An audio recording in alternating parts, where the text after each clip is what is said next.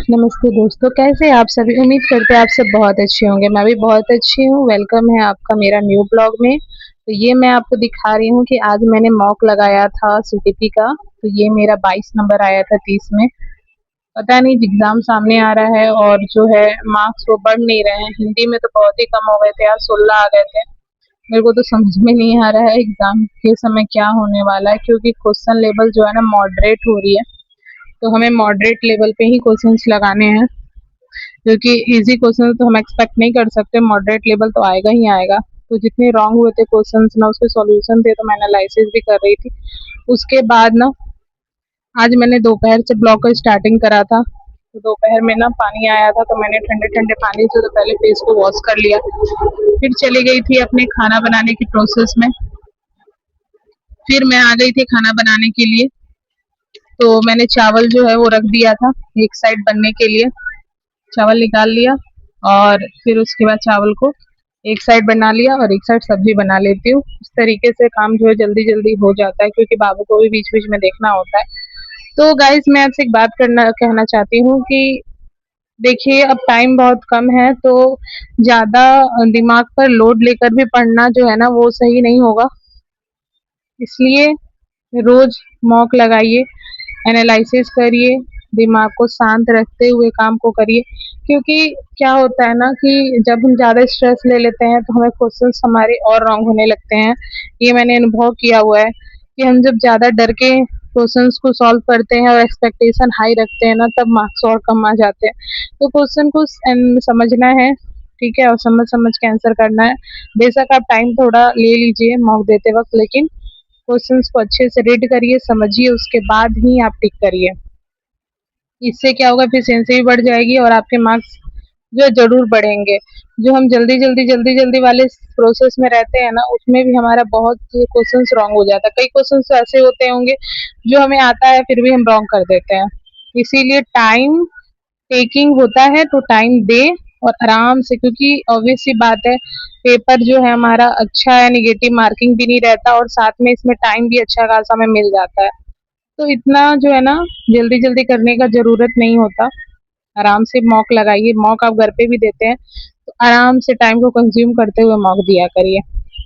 तो उसके बाद में सब्ज़ी बताया ना मैंने आपको, बैठा दिया था और एक साइड फिर मैं बर्तन जल्दी-जल्दी से जितने थे वॉश कर लेती हूँ।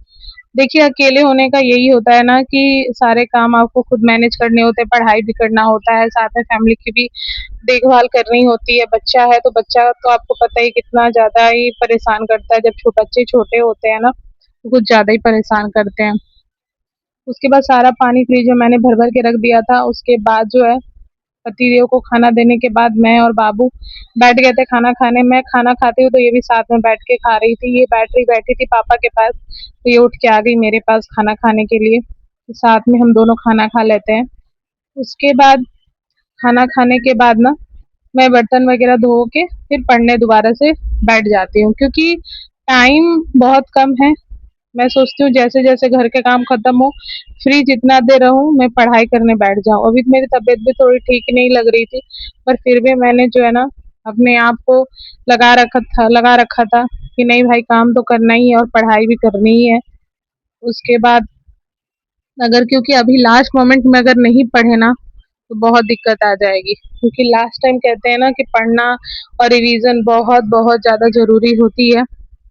इसलिए लास्ट समय को तो आप बिल्कुल यूज़फुल बनाइए, जितना हो सके उतना आप टाइम दीजिए रिवीज़न को, पढ़िए अच्छे से। क्योंकि देखिए, एक हाउसवाइफ़ बन के रहना ही सब कुछ नहीं है, हमें अपने लिए भी काम करना है। हमें अपने सेल्फ रिस्पेक्ट, एजुकेशन को भी कहीं न कहीं प्रूव करना है, ठीक है? क्योंकि ये मौका बार-बार नहीं मिलता और जब मौका मिल रहा है तो उसको आप अच्छे से यूटिलाइज़ करिए। बेशक शरीर को थोड़ा कष्ट हो होने दीजिए, नींद हराम हो होने दीजिए, बट मेहनत को हमेशा जारी रखिए। मेरा यही मानना है, एक ना एक दिन ज़रूर सफल होता है और मैं भी इसी आशा में लगी हुई हूँ। एक ना एक दिन ज़रूर भगवान कुछ अच्छा ही करेंगे, पॉज़िटिव ज़रूर करेंगे। बाकी सब तो मेहनत के ऊपर ही होता है। मेहनत आप जितना जैसे करोगे, आपका रिज़ल्ट उतना जो है अच्छा आने वाला है। बाकी मैंने बहुत सारी वीडियोज़ जो है अपलोड कर रखी है कि मॉक आप कहाँ से लगाएँ, कौन से कैसे स्ट्रेटेजी फॉलो करें। तो बाकी वीडियोस भी आप मेरे ज़रूर देखिएगा, वो आपको जो है कहीं न कहीं बहुत ज़्यादा वैल्यूएबल लगेगा और कहीं न कहीं आपको अच्छी इन्फॉर्मेशन मिलेगी। और अगर आप वीडियो में नए हैं, पहली बार मेरी ब्लॉग देख रहे हैं, तो प्लीज़ लाइक, शेयर, सब्सक्राइब ज़रूर करिएगा, सपोर्ट ज़रूर करिएगा। मैं कोशिश करूँगी कि मैं अच्छे-अच्छे कंटेंट लाऊँ और कुछ इन्फॉर्मेटिव वीडियो ज़रूर मिले। देखिए, आप बाबू को देख सकते हैं आप, कितना परेशान कर रही है। तो पढ़ने भी नहीं देती है ये, लेकिन मैं अपने तरफ से कोशिश करते रहती हूँ कि नहीं भाई मुझे करना है। Thank you so much.